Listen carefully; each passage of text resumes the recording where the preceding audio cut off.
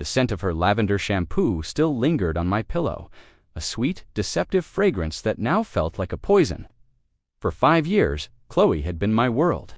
Her laughter was the soundtrack to my life, her touch the only comfort I needed. We were that couple, the one friends envied, the one who seemed to have figured out the secret to happiness. But secrets, I was learning, have a way of festering in the dark. It started subtly, as these things often do. Late nights at the office became more frequent. Her phone, once a shared device for music and photos, was now perpetually face down, guarded like a state secret. When I'd ask who she was texting, she'd smile that brilliant smile and say, "Just Sarah, stressing about work again." I believed her. Why wouldn't I? Trust was the foundation we had built our lives on, but the cracks in that foundation were starting to show. There was the time I came home early to surprise her and found her scrambling to end a call. Her face flushed, her voice a nervous whisper. "A telemarketer," she'd said, avoiding my eyes. Then there were the receipts I found, for dinners at restaurants I'd never been to, for 2 people. "A business dinner," she'd explain, the excuse already prepared, sounding a little too smooth, a little too rehearsed. Each lie was a small cut, but they were adding up, bleeding me of my certainty, of my peace. I was living with a stranger, a woman who looked like my wife, who sounded like my wife, but whose heart was a locked room I no longer had the key to. The warmth of her hand in mine felt different, a performance rather than genuine affection. Her heart, I was beginning to fear, was beating for someone else. The breaking point came on a rainy Tuesday. She said she was going out with her girlfriends. I had a gut feeling, a cold, heavy certainty that settled in my stomach. I couldn't explain it, but I knew she was lying. An hour after she left, I drove past the Oak and Vine, her supposed destination. Her friends' cars were there, but hers was missing. My heart hammered against my ribs. I just kept driving, my mind a blank, until I found myself parked across the street from a small boutique hotel on the other side of town. And there it was, her car, parked right out front. I sat there for what felt like an eternity, the rain drumming a mournful rhythm on the roof.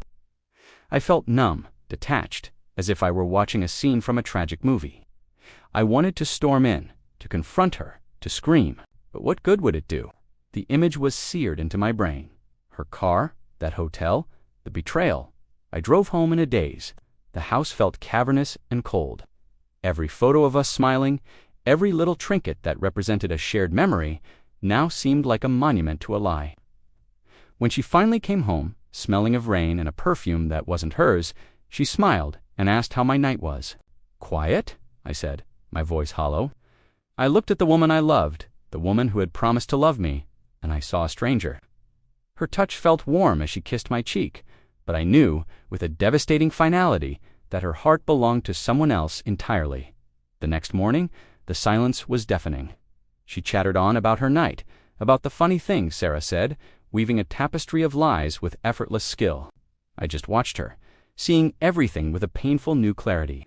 The way her eyes darted away when I held her gaze for too long, the slight tremor in her hand as she poured her coffee. She was a brilliant actress, and I had been her most devoted audience. "Chloe," I said, my voice cutting through her monologue. She stopped, a forkful of eggs halfway to her mouth. "We need to talk." Fear flickered in her eyes, a genuine emotion for the first time in what felt like months. I didn't yell, I didn't accuse, I just laid out the facts, calmly and quietly. The late nights, the secret texts, the restaurant receipts, and finally her car at the hotel. Her face crumbled. The mask fell away, and for the first time, I saw the woman underneath, scared, guilty, and cornered. The denials were weak, half-hearted, before they dissolved into sobs. The truth came out in a torrent of tears and confessions.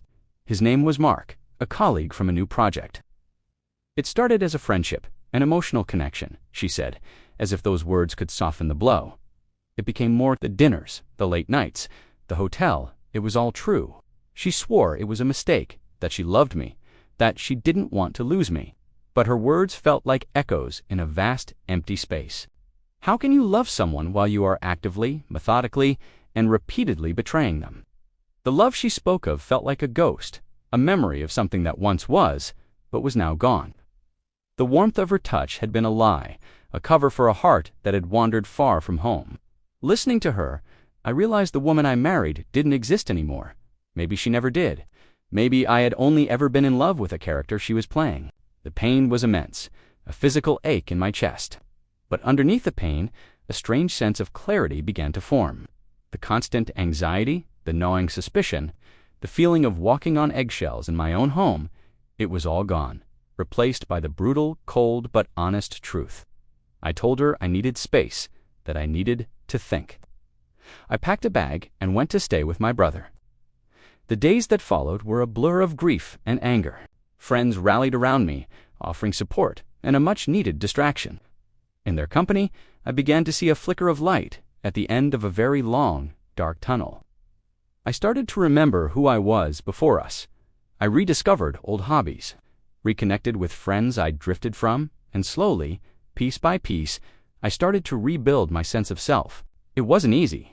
There were nights I'd lie awake, the phantom scent of her lavender shampoo haunting me, the memory of her laughter a painful echo. Forgiveness is a complex journey, and rebuilding trust, especially in oneself, takes time. But with each passing day, her memory faded a little more. The pain became less sharp, replaced by a quiet strength I didn't know I had.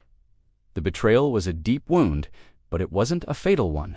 It was a painful, devastating chapter of my life, but it wasn't the whole story. I learned that you can't control someone else's heart, but you can control how you respond when yours is broken. You can choose to let it destroy you, or you can choose to find the strength to heal and move forward. I chose to move forward, toward a future where the love I receive is as real and true as the love I give. Thank you for listening to my story. If you've ever felt the sting of betrayal, know that you are not alone, and healing is possible. Please hit that like button if this resonated with you, and subscribe for more stories about navigating life's toughest challenges. See you in the next one.